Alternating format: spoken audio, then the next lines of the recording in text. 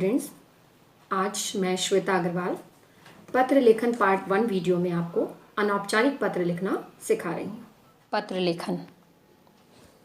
पत्र लेखन एक आवश्यक कौशल है। अपने विचारों एवं भावों की अभिव्यक्ति के लिए पत्र लेखन का प्रयोग किया जाता है।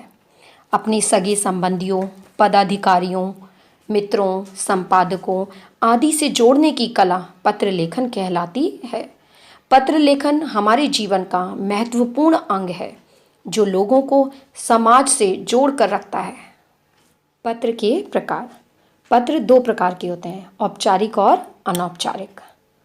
अनौपचारिक पत्र सगे संबंधियों, मित्रों, रिश्तेदारों, परिचितों आदि को लिखे गए पत्र अनौपचारिक पत्र कहलाते हैं। इन्हें व्यक्तिगत पत्र भी कहा जाता है।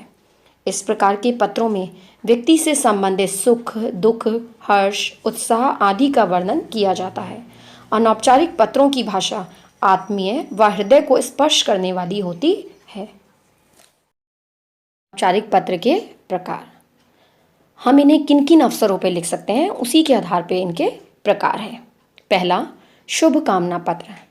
यह पत्र तब लिखा जाता है जब कोई हमारा परिचित, हमारा मित्र, हमारा कोई सगा संबंधी किसी विशेष कार्य को करने जा रहा हो, तो उसकी सफलता की कामना की इच्छा रखते हुए हम उसे शुभकामना पत्र लिखते हैं। जैसे कोई हमारा मित्र किसी खेल प्रतियोगिता में भाग लेने जा रहा हो, या यूपीएससी की परीक्षा की तैयारी कर रहा हो, या किसी विशेष कार्य से विदेश जा रहा हो, ऐसे अवसरों पर हम उसकी सफलता की कामना करते हुए उसे शुभकामना पत्र लिखते हैं। दूसरा, संवेदना पत्र। यह पत्र तब लिखा जाता है जब हमारा कोई परिचित, कोई मित्र या सगा संबंधी कोई भी किसी दुर्घटना का शिकार हो गया हो, या बीमार हो, या उसके घर में किसी का स्वर्गवास हो गया हो। इस तरह की दुखद स्थिति में हम संवेदना पत्र लिखते हैं, जिसमें हम अपने हृदय के दुख को व्यक्त करते हैं और ईश्वर से यह कामना करते हैं कि ईश्वर इस विपरीत समय में उसके परिवार को इस दुख से निकाले और उसे इस समय में अपने को बनाए रखने की, अपनी स्थिति को सही बनाए रखने की शक्ति प्रदान करे, ताकि वह इस दुखद स्थिति से आसानी से बाहर आ सके। फिर आता है हमारा निमंत्रण पत्र। यदि हमारे घर में कोई उत्सव मनाया जा रहा हो, कोई त्योहार हो, कोई जन्मदिन समारोह हो, कोई विवाह समारोह हो, या घर में कोई हमने पूजा रखी हो, तो हम अपने मित्रों को, अपने परिचितों को आमंत्रित करते हैं। तो इस अवसर पे हम उन्हें निमंत्रण पत्र लिखते हैं। बधाई पत्र। यह पत्र तब लिखा जाता है जब हमारा कोई भी परिचित व्यक्ति, मित्र, सगा संबंधी जो है, उसने किसी विशेष कार्य में सफलता प्राप्त की हो, तो उसे बधाई देते हुए अर्थात मुबारकबाद देते हुए हम बधाई पत्र लिखते हैं। अब नेक्स्ट है हमारा धन्यवाद पत्र। जब हमारी किसी मित्र ने कोई सहायता की हो, किसी परिचित व्यक्ति ने, सगे संबंधी ने किसी प्रकार से कोई सहायता की हो, या हमें कोई उपहार भेजा हो, तो उनके प्रति आभार प्रकट करते हुए हम उन्हें धन्यवाद पत्र लिखते हैं। अब आता है हमारा नेक्स्ट, सद्भावना सूचना पत्र। यह पत्र जो है हम अच्छी भावना के साथ कुछ सूचना देते हुए अपने किसी परिचित या अपने किसी मित्र को लिखते हैं। अनौपचारिक पत्र लिखते समय ध्यान देने योग्य बातें। फर्स्ट, पत्र में ऊपर बाईं ओर पत्र भेजने वाले का संक्षिप्त पता लिखा होना चाहिए। प्रश्न में यदि पता दिया गया हो तो उसका प्रयोग अनिवार्य रूप से करना चाहिए, किंतु यदि पता नहीं दिया गया हो तो छद्म पता अर्थात काल्पनिक पता या परीक्षा भवन लिखना चाहिए। सेकेंड, पते के नीचे पत्र लिखने की तिथि का उल्लेख अवश्य करें। थर्ड, पता तथा तिथि के नीचे पत्र पाने वाले का संबोधन लिखना चाहिए। संबोधन के बाद अभिवादन लिखा जाता है। अभिवादन में पूर्ण विराम लगाने के बाद अगली पंक्ति से पत्र का विषय आरंभ करना चाहिए। नेक्स्ट, पत्र समाप्त करने के बाद संबोधन के अनुसार अभिनिवेदन लिखना आवश्यक है। उसके नीचे अपने नाम का प्रमुख हिस्सा लिखकर पत्र समाप्त किया जाता है। प्रश्न में पता नहीं होने पर पते के स्थान पर परीक्षा भवन तथा नाम नहीं होने पर नाम के स्थान पर क ख ग लिखना चाहिए। अनौपचारिक पत्र में सबसे पहले बाईं ओर पत्र भेजने वाले का पता लिखा जाता है, लेकिन हम एग्जामिनेशन रूम से पत्र लिख रहे होते हैं, इसलिए हम पते के स्थान पर परीक्षा भवन लिखते हैं। परंतु यदि प्रश्न पत्र में पता दिया होता है तो हम उसी पते को लिखते हैं। और यदि आप चाहें तो आप कोई काल्पनिक पता भी लिख सकते हैं, परंतु परीक्षा भवन लिखना अधिक उचित होता है। अब हम नेक्स्ट लाइन में शहर का नाम लिखते हैं। फिर एक लाइन का स्पेस छोड़कर नेक्स्ट लाइन में दिनांक। दिनांक का जो क्रम है वह दिन, महीना और वर्ष के क्रम में होता है। दिनांक के बाद दोबारा एक लाइन का स्पेस छोड़ते हैं। फिर नेक्स्ट लाइन में जिस व्यक्ति को हम पत्र लिख रहे हैं, पत्र प्राप्त करने वाले के साथ हमारे जो संबंध होते हैं उसके आधार पर संबोधन शब्द का प्रयोग किया जाता है।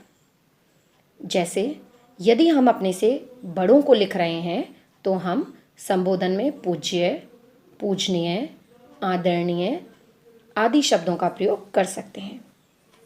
यदि हम अपने से छोटों को लिख रहे हैं तो हम प्रिय शब्द का प्रयोग कर सकते हैं।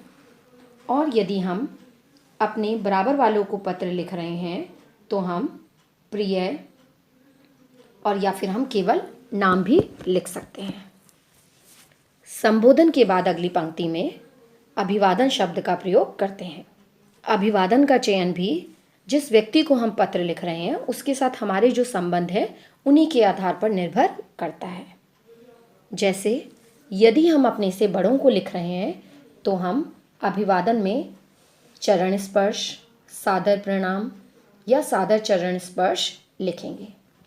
यदि हम अपने से छोटों को लिख रहे हैं तो हम अभिवादन में शुभाशीर्वाद, प्रसन्न रहो, सुखी रहो, सदा खुश रहो आदि शब्दों का प्रयोग कर सकते हैं। और यदि हम अपने बराबर वालों को अर्थात अपने मित्र को लिख रहे हैं तो हम उन्हें सप्रेम नमस्कार या नमस्ते जैसे अभिवादन शब्द का प्रयोग करते हैं। अभिवादन शब्दों के बाद में पूर्ण विराम लगाया जाता है। तत्पश्चात अगली पंक्ति से पत्र लिखना आरंभ किया जाता है। पत्र को हम 3 पैराग्राफ में लिखते हैं, लेकिन किसी किसी पुस्तक में फर्स्ट और सेकंड पैराग्राफ को मिलकर भी लिखा जाता है, अर्थात केवल 2 ही पैराग्राफ में पत्र लिखा जाता है, जो कि मान्य होता है। पहले पैराग्राफ में हम अपनी कुशलता के बारे में बताते हुए तथा जिसको हम पत्र लिख रहे हैं उनकी कुशलता के बारे में पूछते हुए पत्र लिखते हैं। सेकंड पैराग्राफ में मुख्य बात को बताते हुए विषय का विस्तार किया जाता है। थर्ड पैराग्राफ में समाप्ति वाक्य से पत्र का समापन किया जाता है, जैसे शेष सब कुशल है, बड़ों को प्रणाम, या मुझे विश्वास है कि तुम मेरा निमंत्रण अवश्य स्वीकार करोगे, या तुम्हारे पत्र की प्रतीक्षा में आदि। पत्र के समाप्त हो जाने के बाद हम अभिनिवेदन शब्द का प्रयोग करते हैं। इस अभिनिवेदन शब्द का चयन भी निर्भर करता है हम जिस व्यक्ति को पत्र लिख रहे हैं उसके साथ हमारे क्या संबंध हैं। जैसे यदि हम अपने से बड़ों को लिख रहे हैं तो हम अभिनिवेदन शब्द के रूप में स्नेहाकांक्षी, प्यारा, आज्ञाकारी जैसे शब्दों का प्रयोग करेंगे। और यदि हम अपने से छोटों को लिख रहे हैं तो हम अभिनिवेदन शब्द के रूप में शुभेच्छु, शुभाकांक्षी, हितैषी आदि शब्दों का प्रयोग करेंगे। और यदि हम अपने मित्र को लिख रहे हैं अर्थात अपने हम उम्र को लिख रहे हैं तो हम तुम्हारा मित्र, तुम्हारा परम मित्र आदि अभिनिवेदन शब्दों का प्रयोग करेंगे। फिर अगली पंक्ति में हम नाम लिखते हैं, लेकिन अपना नाम हम तभी लिखेंगे जब हमें प्रश्न पत्र में दिया जाएगा।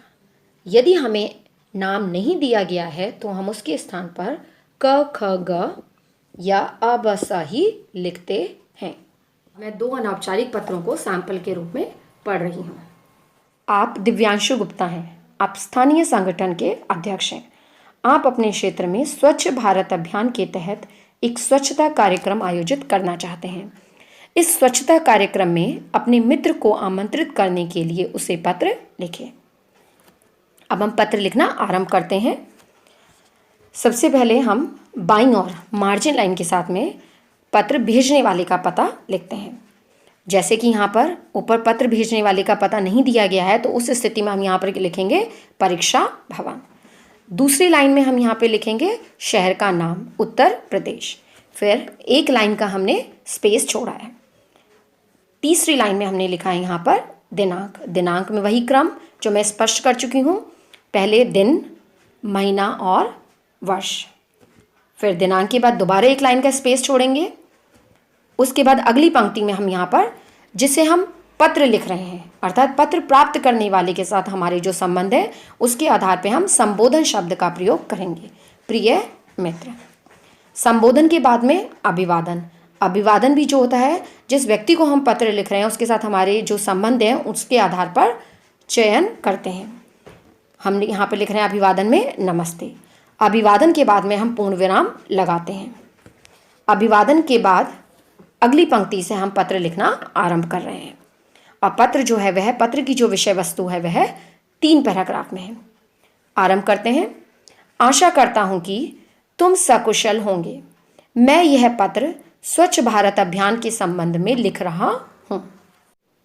मित्र, मैं प्रधानमंत्री के स्वच्छता अभियान से बहुत प्रभावित हूँ। अपने आसपास के परिवेश को सुंदर बनाने एवं स्वास्थ्य संबंधी परेशानियों से बचने के लिए स्वच्छता अत्यंत आवश्यक है। मैं चाहता हूं कि इस अभियान में अपने क्षेत्र के युवा बढ़ चढ़कर भाग लें और स्थानीय परिवेश को साफ सुथरा रखने में अपना योगदान दें। इस कड़ी में मैं तुम्हें स्वच्छ भारत अभियान का हिस्सा बनने के लिए आमंत्रित करता हूं। इसे युवा संगठन के अध्यक्ष का नहीं, अपितु मित्र का स्नेहशील निमंत्रण समझना। अब अंतिम पैराग्राफ, 3rd पैराग्राफ समापन वाक्य के साथ में। मुझे आशा ही नहीं वरन पूर्ण विश्वास है कि तुम निमंत्रण को स्वीकार करते हुए आगामी रविवार को इस अभियान का हिस्सा बनने के लिए संगठन के कार्यालय में अवश्य उपस्थित रहोगे। घर पर सभी बड़ों को मेरा प्रणाम कहना। तत्पश्चात अब अगली पंक्ति में हम लिखेंगे अभिनिवेदन शब्द, जो किसके अनुसार होगा, जिसे हमने पत्र लिखा उसके साथ हमारे जो संबंध है उसके आधार पर इसका भी हम चयन करेंगे। यहाँ पर हमने लिखा है मित्र को पत्र लिख रहे हैं, तो यहाँ पे अभिनिवेदन शब्द क्या होगा, तुम्हारा मित्र। अगली पंक्ति में दिव्यांशु। यहाँ हमने नाम क्यों लिखा है, क्योंकि हमें पत्र में नाम दिया हुआ है। यदि हमें पत्र में नाम नहीं दिया होता तो हम उसके स्थान पर लिखते क, ख, ग या अ, ब, स।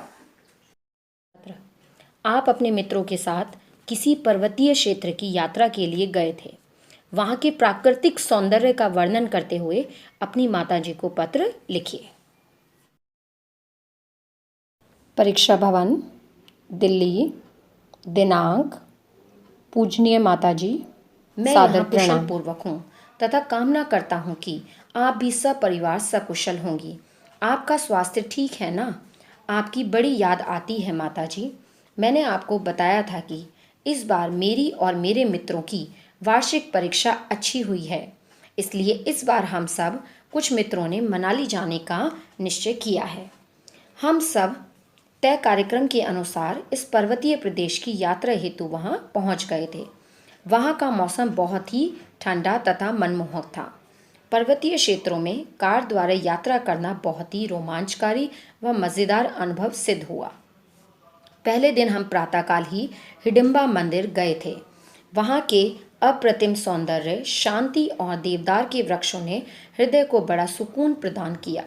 उसके बाद हम रोहतांग दर्रे पर बर्फीले पहाड़ों पर पहुँचे तथा वहाँ खूब आनंद लिया। दूसरे दिन हमने सोलांग वैली तथा बाजार जाने की योजना बनाई और कुछ खरीदारी भी की।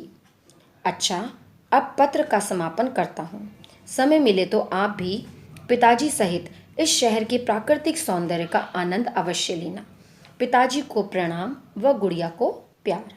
आपका पुत्र क ख ग। अब मैं उम्मीद करती हूँ कि इस वीडियो को देखने के बाद अब आपको अनौपचारिक पत्र लिखने में कोई कठिनाई नहीं होगी। नीचे डिस्क्रिप्शन में मैंने PDF का लिंक दिया है जिसमें मैंने एक तालिका दी है जिससे आपको संबोधन, अभिवादन और अभिनिवेदन में प्रयोग किए जाने वाले शब्दों का चयन करने में आसानी होगी, तथा मैंने सैंपल के रूप में एक पत्र भी दिया है। Thank you students for watching my video.